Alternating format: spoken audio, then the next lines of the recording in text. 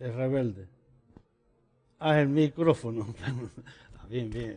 Pero, hermano, ayúdame porque si no me voy a ver un poco extraño y ustedes también, ¿no? Pueden sentarse, hermano, pueden sentarse. Vale, gracias, hermano. Bien, pues muy buenos días a todos los aquí presentes, hermanos amados en Cristo. Y si hubiera algún amigo entre nosotros, pues también que sea bienvenido en esta mañana. Y como siempre decimos y deseamos de todo corazón, no solamente bienvenido, sino también bien bendecido, ¿verdad? Extendemos este saludo a todos los amigos y hermanos que nos puedan estar siguiendo a través de los medios de comunicación que ya el hermano Pedro ha anunciado. Hemos leído una parte de la vida de un rey llamado Manasés.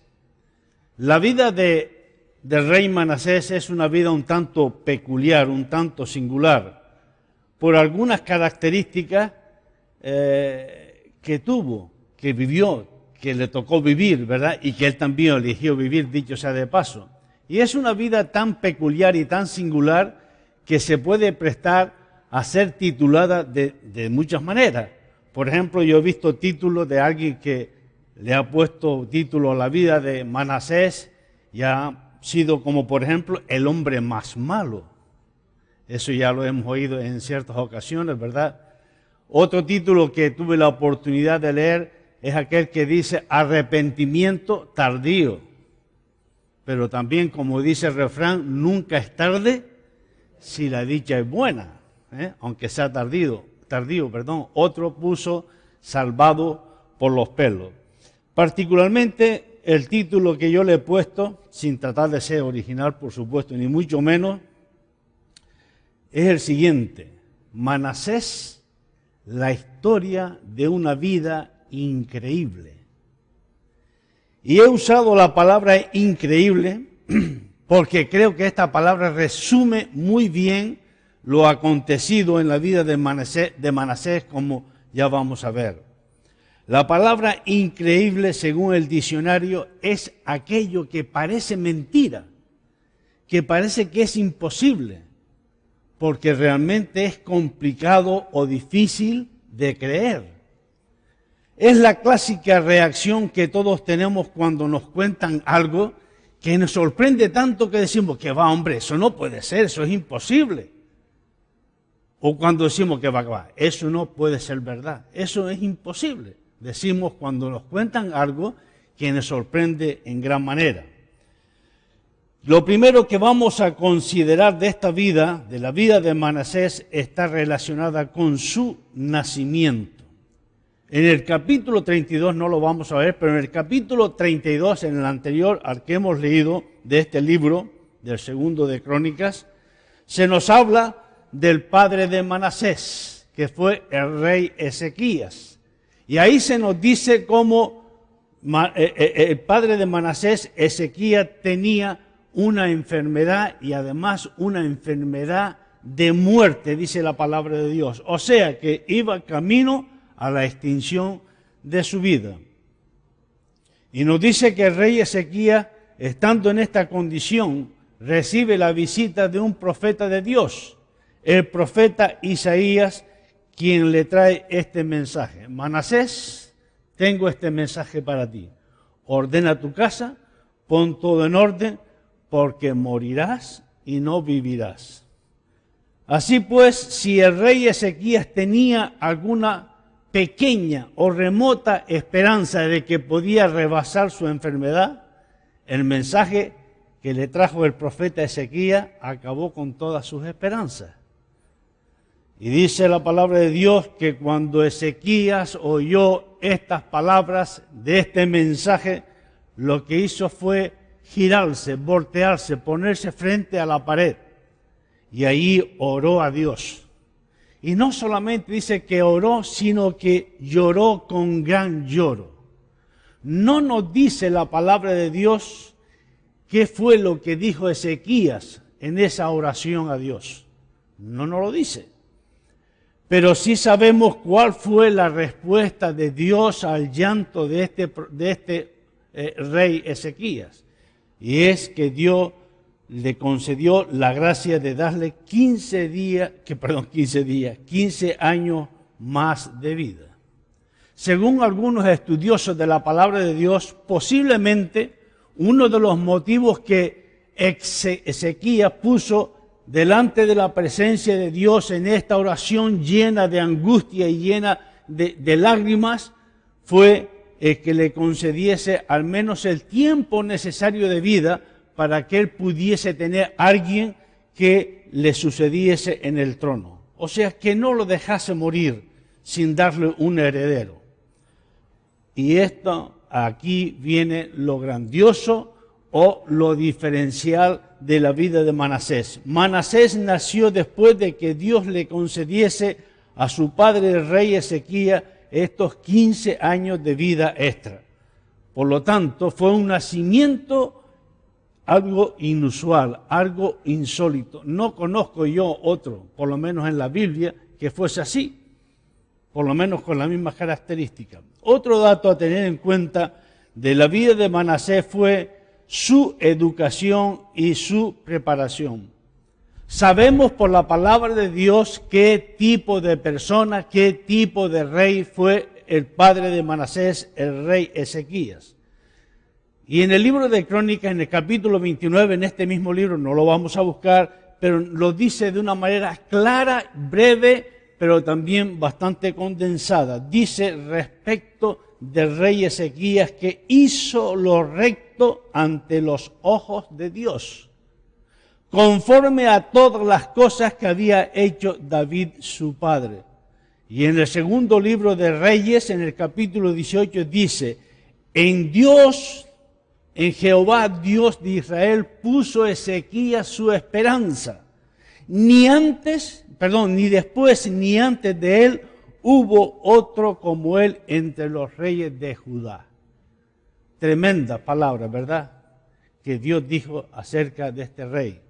Ni antes ni después, ni antes hubo otro rey como él en el reino de Judá. Recordemos que en este tiempo al que se refiere el relato bíblico, la nación de Israel había sido dividida en dos reinos, el reino del norte y el reino del sur.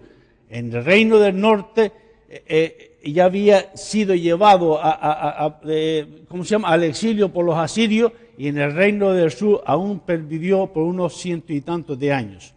Así que, sin ser perfecto, porque no hay nadie perfecto en este mundo, pero sin ser perfecto, el rey Ezequías era un hombre devoto de Dios. Tan devoto de Dios era que algunos le han llamado o le han puesto el sobrenombre de el segundo David.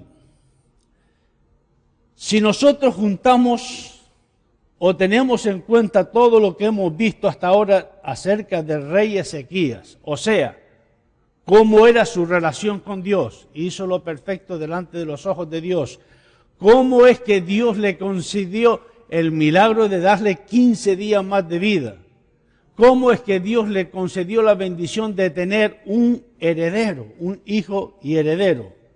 Y sabiendo además Ezequías el tiempo del que disponía en esta vida, no nos es de extrañar que cuando nació Manasés su hijo, el rey Ezequías se entregase a la tarea de enseñarle a andar delante de Dios como él anduvo y enseñarle a ser un rey como él fue. Es lo más normal, lo más lógico y lo que sin duda alguna sucedió con el rey Ezequías respecto a su hijo Manasés. Por lo tanto, podemos decir que Manasés tuvo una enseñanza teórica y una enseñanza práctica o un buen testimonio de parte de su padre.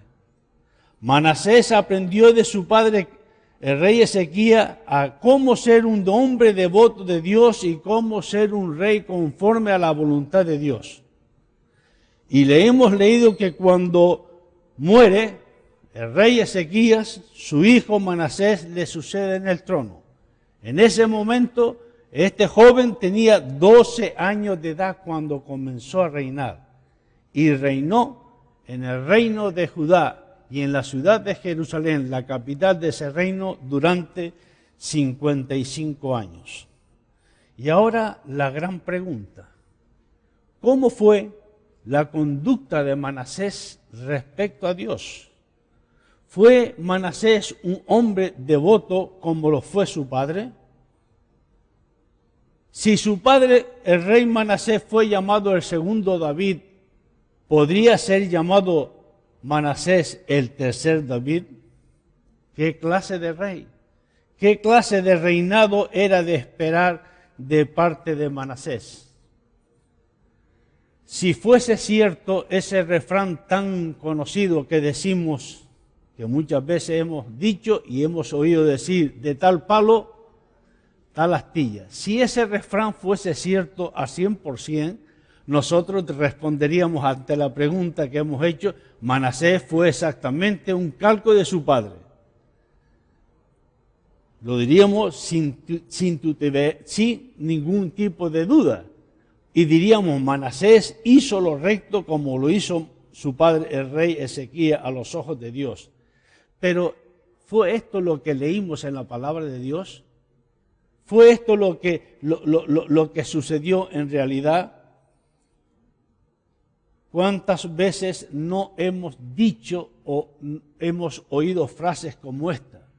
Cuando nos enteramos de la conducta de alguna persona, de algún joven o de alguna persona adulta inclusive, y decimos: parece cosa mentira que este muchacho, esta muchacha, este hombre, este caballero, esta señora esté actuando de esta manera cuando sus padres eran unas excelentes personas.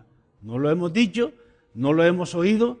Nos parece imposible que de unos padres tan educados, tan generosos, tan buenos, con tan buena conducta, sin embargo salgan unos hijos que parece que no tienen nada absolutamente que ver con sus padres, ¿verdad? Refiriéndose a casos como estos que estamos comentando, Carlos Spurgeon, el gran siervo de Dios que está en la presencia del Señor hace ya más de 100 y tantos años, dijo lo siguiente: los peores hombres son aquellos que se descarrían después de tener una buena enseñanza. Fíjense que cierto es, ¿verdad? Y además bíblico. Los peores hombres son aquellos que se descarrían después de haber tenido una buena crianza. Y en Manasés tenemos uno de los muchos ejemplos de vida que testifican de esta gran verdad. Muchos de ustedes conocen al fundador de la doctrina comunista o socialista, Carlos Marx. Y fíjense por dónde yo, por este tema que estoy tocando, vi un dato y leí algo más. Y leía sobre la vida de Carlos Marx, hijo de padres judíos. Tenía sus abuelos que eran rabinos en la sinagoga, uno en Alemania y otro en Holanda, porque su madre era holandesa y su padre era alemán. Tenía un tío que era otro rabino. Su padre, el padre de Carlos Marx, era un hombre estudioso del Pentateuco. Se lo sabía al dedillo. Era un hombre que estudiaba mucho esta parte de las Escrituras. Y Carlos Marx, cuando llegó a los 17 años, escribió cosas como esta: la vida se ofrece por los demás. Mira qué bonito. Hay que ofrecer la vida por los demás.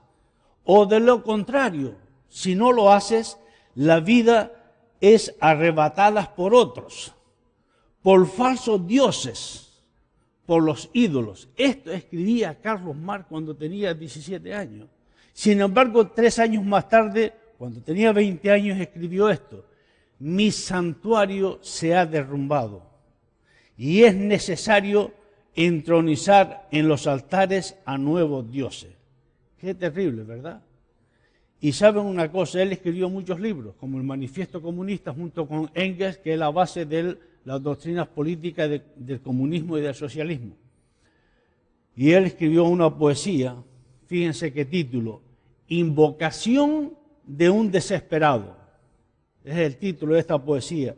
Y en una de sus partes dice, ¿cómo me gustaría vengarme de aquel, y ese aquel lo escribe con mayúscula, que está en lo alto?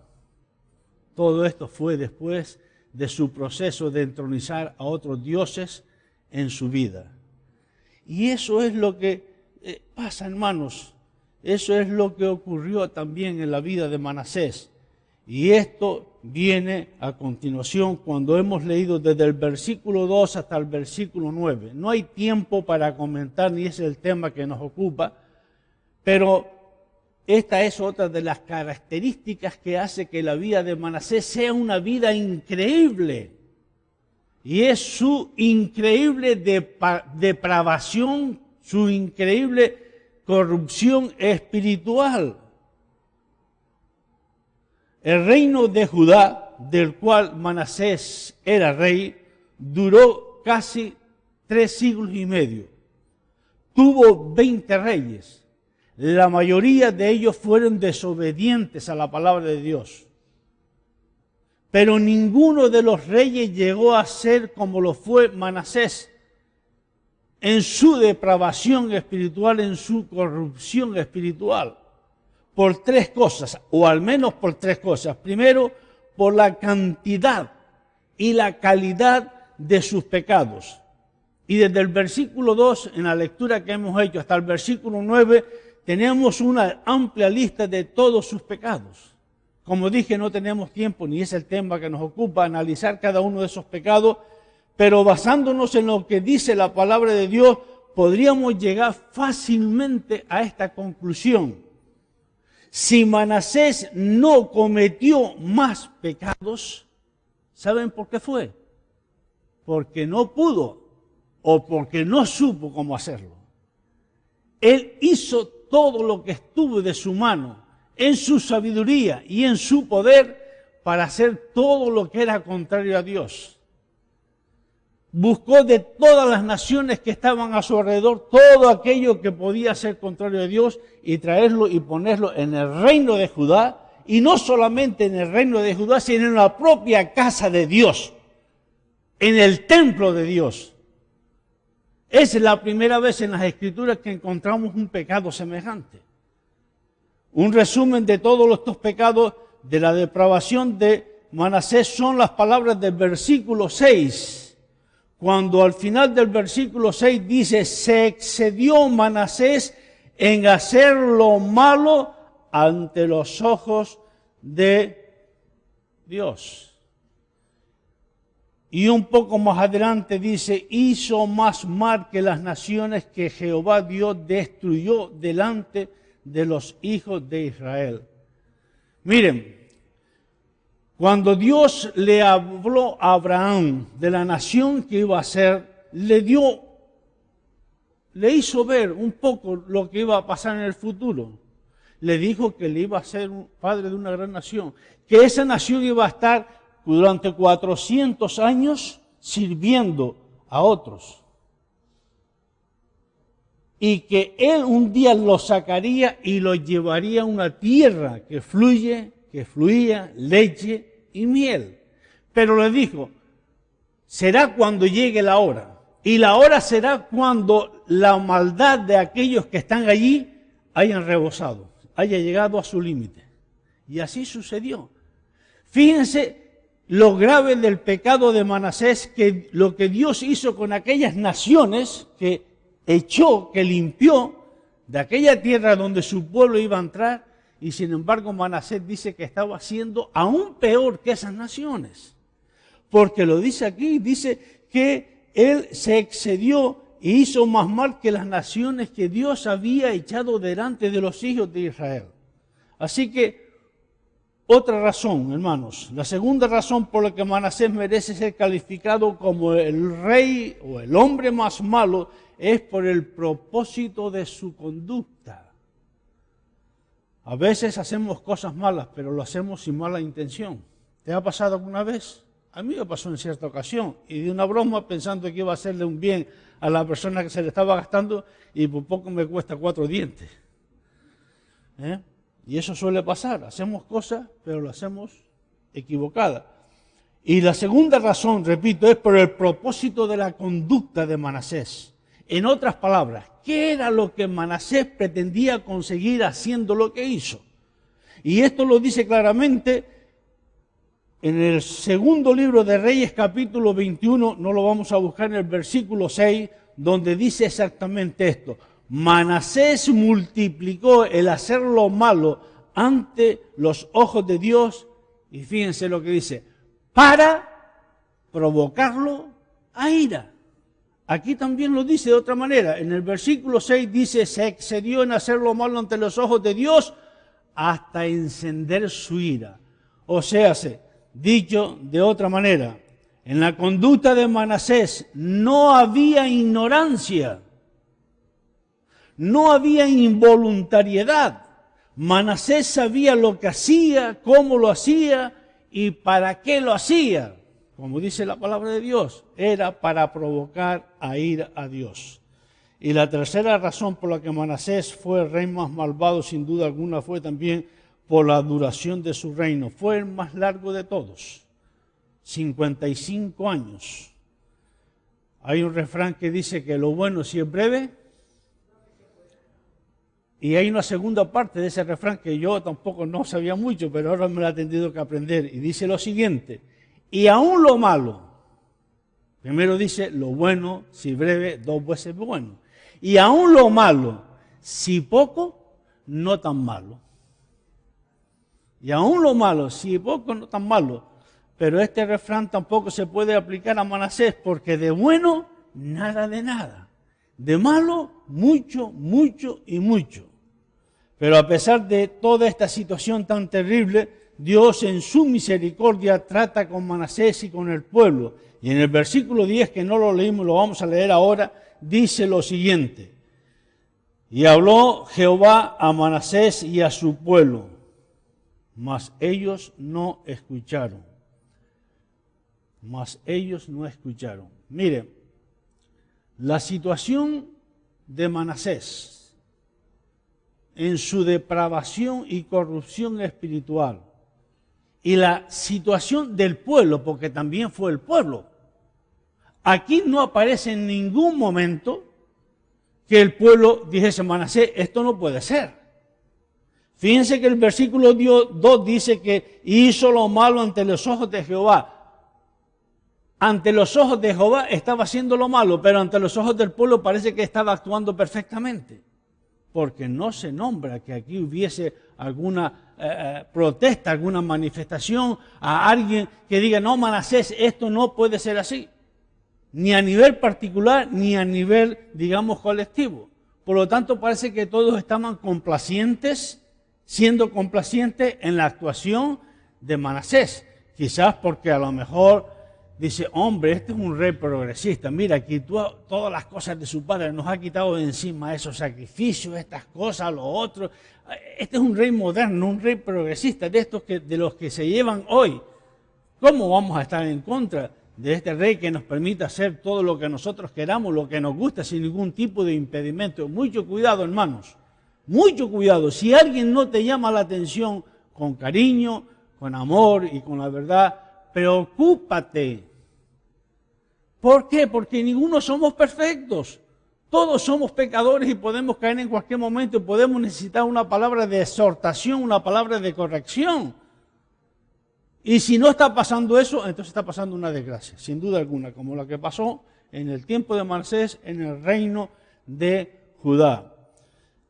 Y la situación de desobediencia, como dice aquí, no obedecieron, no escucharon, sino que siguieron en su camino y cada día peor. Y la situación de desobediencia a Dios llegó a tal límite que el profeta Jeremías escribe acerca de esta situación. ¿Y saben lo que dice el profeta Jeremías? No lo busquen, en el capítulo 15, dice lo siguiente.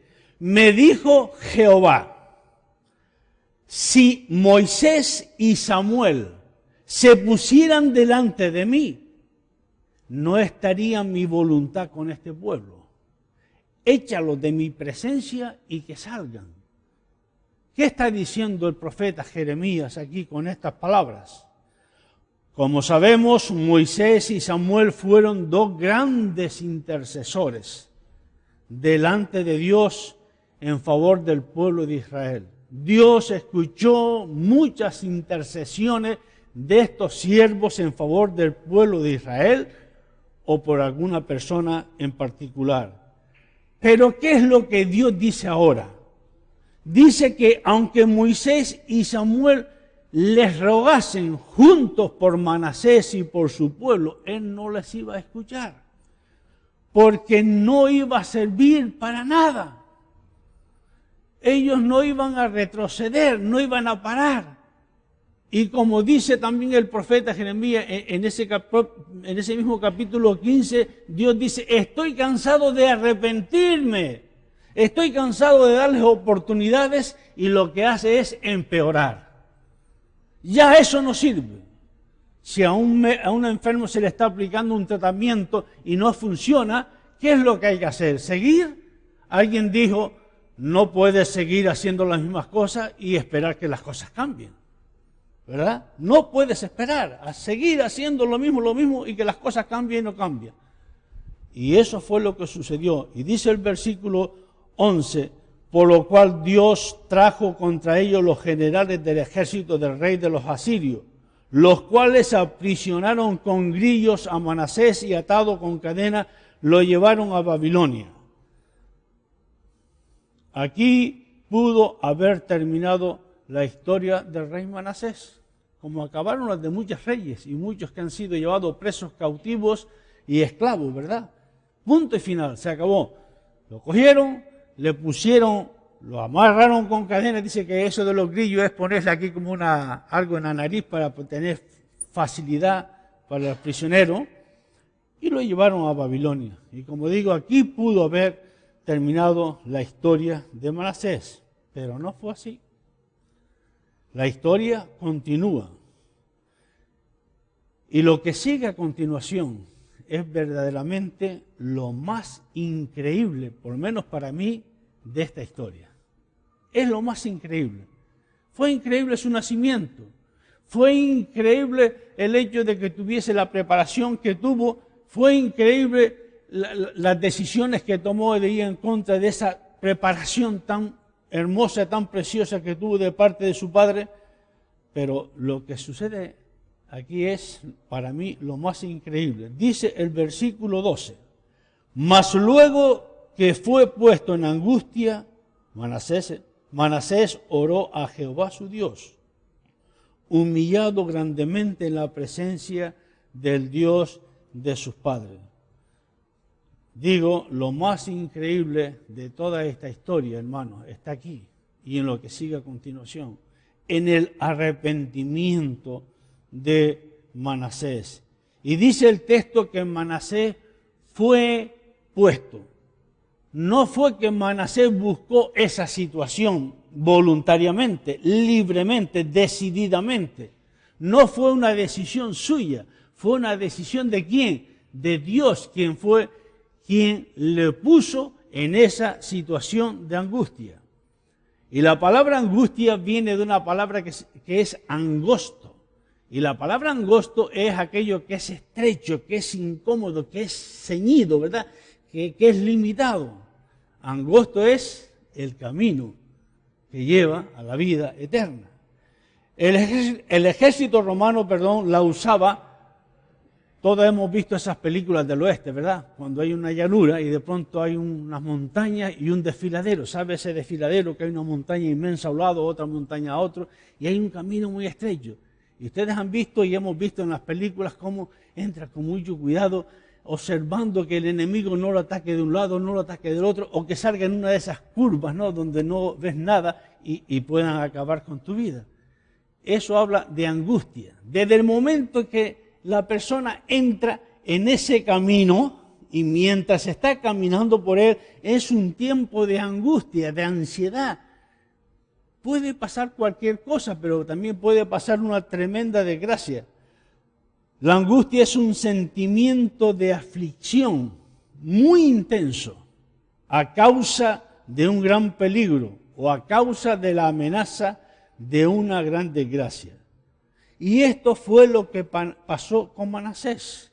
Dios lo puso en una situación de angustia. Y Manasés, cuando se vio en esa situación de angustia que equivale a decir, ¿qué he hecho? Estoy perdido. Cuando él se vio en aquella situación, oró a Dios, dice, se humilló en su presencia. Aunque la palabra de Dios no lo dice de manera explícita, clara, sí que lo dice de forma implícita, por lo que vemos que aconteció después de haber orado a Dios. Él fue consciente de la gravedad de su maldad. Él fue consciente de la gravedad de todos sus pecados, de las consecuencias de los mismos. Manasés, podríamos decir que fue puesto entre la espada y la pared. Manasés creo que vio y sintió en sí la llama del infierno. Dios lo puso de una manera tan angustiosa que vemos como un hombre como Manasés, tan depravado espiritualmente, fue capaz de reconocer su situación y orar a Dios pidiendo perdón. Y en esta situación sin duda de angustia, Manasés empezaría a recordar toda su vida, cómo era mi vida de pequeño, cómo era mi vida con mis padres, todo lo que mi padre me enseñó, todo lo que mi padre me enseñó de palabras y me enseñó de hechos. Y él llegó un momento en que, viéndose como se vio, dijo, si el Dios de mi padre no me salva, no hay salvación para mí. Mis queridos hermanos, algunos de nosotros podemos tener hijos que no son del Señor todavía. Esto es para nosotros en esta mañana también un mensaje de aliento y de esperanza y de confianza en el Señor. No desmayemos. Y si desmayamos, ya sabemos quién nos puede dar la fuerza para seguir. Fijémonos en la historia de Manasés. Todo lo que pasó, cómo fue enseñado, cómo vivió, qué hizo de sus enseñanzas. Y al final vemos cuando Dios lo puso en angustia. Tenemos que pedir, Señor, si tienes que poner a mi hijo en angustia o a mi hija en angustia, tú eres el que sabes tú sabes todo sabes todas las cosas, Señor. ¿Qué te puedo yo decirte? Sino que se haga tu voluntad. Y tu voluntad sabemos que es buena, que es perfecta, que es santa y que es agradable. Por lo tanto, ayúdanos a creerlo y a esperar y a confiar en cómo tú eres y en cómo tú actúas. Quizás algunos le hubieran dicho a Manasés, lo sentimos mucho y ya es demasiado tarde. No hay perdón posible para ti. Tuviste tu tiempo y no lo aprovechaste. Como le dijo el Señor, Dios al rico de Lázaro, ¿verdad? Tú tuviste tu oportunidad, pero ¿dónde estaba en ese momento el rico? No estaba en este mundo todavía. Ya había salido de este mundo, por lo tanto, ciertamente ya no hay oportunidad si sale de este mundo. Pero mientras esté en este mundo, hay oportunidad para todo aquel que pida genuinamente perdón a Dios, arrepintiéndose de sus pecados. Y eso fue lo que sucedió. Dice el versículo 13, y habiendo orado Manasés a Dios, Dios le atendió. Dios oyó su oración y lo restauró a Jerusalén. ¡Qué maravilla! Dios no solamente le perdonó sus pecados, Dios solamente no lo libró de la muerte en manos de sus enemigos, sino que además dice que lo restauró a Jerusalén, a su reino. O sea, volvió otra vez a reinar sobre el reino de Judá. El arrepentimiento, hermanos, de Manasés fue real. Y esto lo digo porque he leído, algunos dicen que no fue real, pero fue real. Lo dice la palabra de Dios. Si tienen dudas, léanse, no ahora en casa, en este capítulo, los versículos 14 al versículo 16. Y veremos cómo hubo un genuino arrepentimiento de parte de Manasés, un genuino perdón de parte de Dios y una genuina restauración en su vida. ¿Qué nos enseña la vida increíble de Manasés, hermanos? Lo primero, cada ser humano es responsable de sus actos, sin duda alguna. Sin duda alguna. Cada ser humano es responsable de sus actos, de sus decisiones, dice la palabra de Dios, el Hijo no llevará el pecado del Padre, ni el Padre llevará el pecado del Hijo. Que cada uno es responsable de las consecuencias de sus decisiones. El alma que pecare, esa morirá. Que Dios no quiere la muerte del pecador. Dice Dios en su palabra, quiero yo la muerte del impío, quiero yo la muerte del pecador, porque no quiero la muerte del que muere. Que hay perdón siempre que haya arrepentimiento. Mas si el pecador se arrepintiere de todos sus pecados que hizo, de cierto vivirá y no morirá, dice el profeta en la palabra de Dios. No importa cuántos y cuán grandes sean los pecados. Hemos visto lo que hizo Manasés. Manasés hizo todo lo que pudo en contra de la voluntad de Dios. No hizo más mal, como dije, porque no pudo o porque no supo hacerlo. No importa cuántos y cuán grandes sean los pecados, mi querido amigo, que tú hayas cometido. Puedes haber matado a 10, puedes haber matado a 100, puedes haber matado a 1.000.000. Si Hitler se hubiese arrepentido, Dios lo hubiera perdonado, aunque nos cueste mucho entenderlo. Si Stalin, que dice que mató 100 millones de personas, o no sé cuántos millones de personas, se hubiese arrepentido, Dios lo hubiese perdonado. Sin duda alguna, esta es la más importante enseñanza de la historia, que la gracia de Dios puede alcanzar al más vil y al más corrupto de los pecadores. ¿Has matado a alguien? ¿Has robado? ¿Has abortado? No sé, has hecho cualquier cosa que hayas hecho. No hay pecado que la gracia de Dios no alcance si hay verdadero y genuino arrepentimiento. Donde abundó el pecado, dice la palabra de Dios, ¿qué pasó?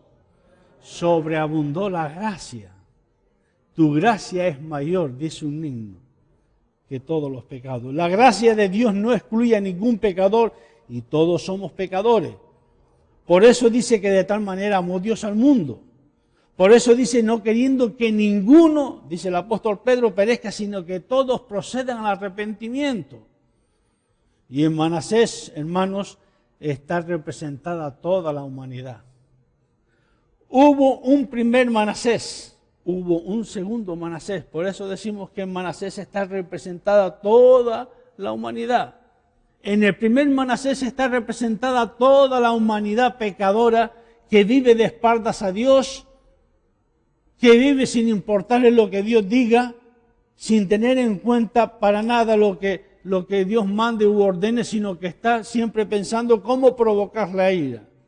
Pero en Manasés también hay una segunda vida, la vida que surge de su arrepentimiento y de su oración a Dios cuando fue puesto en angustia. Se arrepiente, ora a Dios, se humilla y pide perdón. Y ahora una pregunta, y con esto terminamos, una pregunta personal a cada uno de los que están aquí y de los que nos están viendo a través de los medios. ¿Qué Manasés te representa a ti? ¿Cuál es el Manasés que se identifica con tu vida ahora mismo?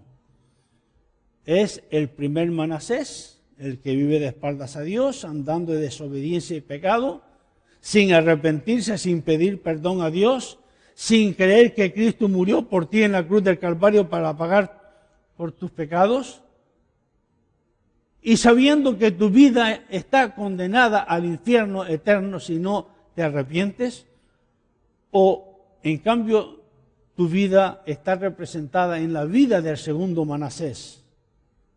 Por ejemplo, yo he reconocido que soy un pecador delante de Dios.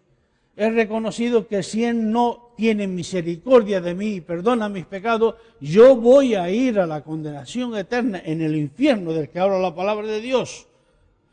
Por su gracia, por su misericordia y por su amor me puedo contar entre los salvados, entre el pueblo de Dios, ser parte de la iglesia de Cristo que un día estará en su presencia alabándole por toda la eternidad. qué Manasés te representa a ti, el primero o el segundo. Mi querido amigo, si a ti te representa el primer Manasés, tú puedes llegar con la ayuda de Dios a ser como el segundo Manasés. Y eso es lo que necesitas hacer urgentemente. Ir a Dios, reconocer que eres un pecador, pedirle perdón por tus pecados y creer en Cristo, que vino del cielo a esta tierra a morir en la cruz del Calvario para con su vida perdonar todos tus pecados, hacer posible que tú pases de la condenación a la salvación, del infierno al cielo, de la separación de Dios a estar en la presencia de Dios por toda la eternidad. Ten en cuenta, o lo haces o seguirás caminando por el mismo camino que te va a llevar al infierno. Y hermano, si somos como el segundo Manasés, no olvidemos esto, nunca. Que el gran amor, la paciencia de Dios estuvo con nosotros. Si tú eres salvo, no es por nada que nosotros hayamos hecho, es por la gracia de Dios, porque por gracia sois salvos. Hemos recibido lo que no hemos merecido.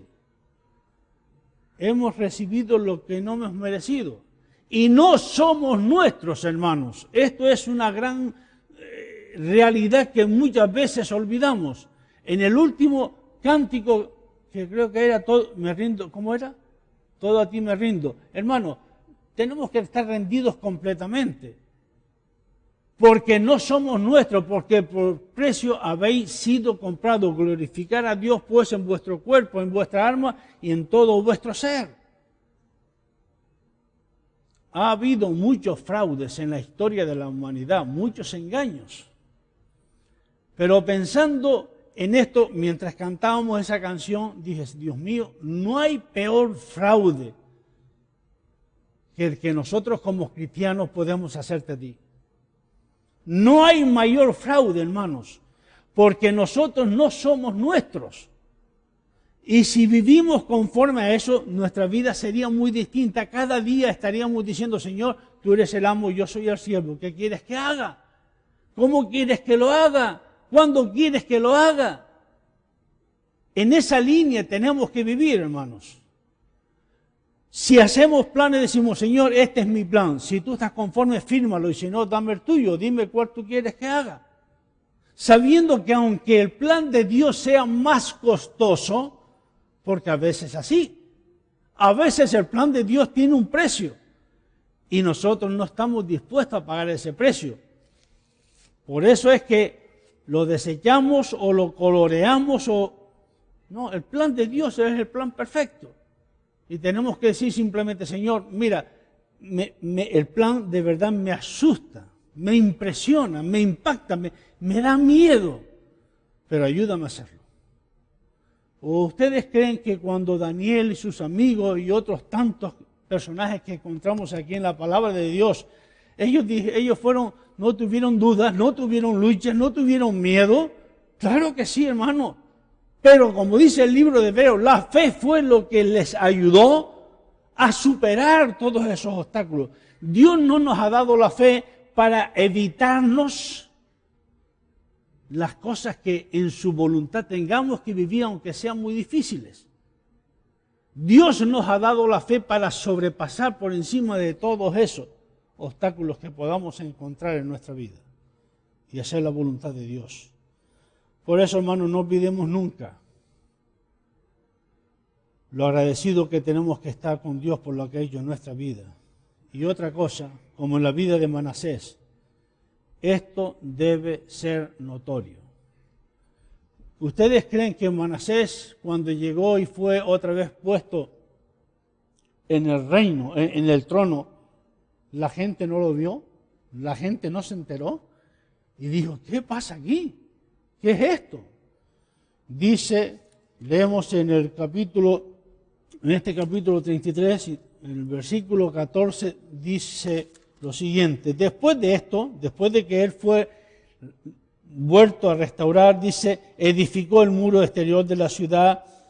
Sigue diciendo el versículo 15, asimismo Manasés quitó los dioses ajenos y el ídolo de la casa de Jehová y todos los altares que había edificado en el monte de la casa de Jehová y los echó fuera de la ciudad. 16, reparó el altar de Jehová y sacrificó sobre él sacrificio de ofrendas de paz y alabanza y mandó a Judá que sirviese a Jehová, Dios de Israel. Manasés, ese hombre con una vida tan increíble, ahora está haciendo esto. Y eso es también una enseñanza para nosotros los que somos de Cristo. ¿Qué estamos haciendo con nuestra vida, hermanos? Se nota, como en el caso de la vida de Manasés, que ha habido un cambio en nuestra vida. Se nota que somos distintos. El salmista David dice lo siguiente: examíname, oh Dios, y conoce mi corazón. Pruébame y conoce mis pensamientos, y ve si hay verdad en mi camino de perversidad, y guíame en el camino recto. La historia de Manasés es una historia increíble. Pero por encima de la historia de Manasés hay otra historia, hermanos, la más importante. ¿Sabe cuál es? La historia de la actuación de Dios. Nada de esto hubiese sido posible sin la actuación de Dios. Y esa es la lección más importante que tenemos que aprender. Hay salvación, hay perdón. Quizás hay alguien aquí o alguien que puede estar oyendo que ha oído la palabra de Dios y se ha descarriado por caminos que no, y ahora está luchando porque no sabe si Dios le va a perdonar o no le va a perdonar. Dios te va a perdonar si realmente te arrepientes de tus pecados. Dios te espera con los brazos abiertos. Léete la historia o la parábola del hijo pródigo y verás cómo en este caso Dios está esperando por ti. Que el Señor nos bendiga y nos ayude.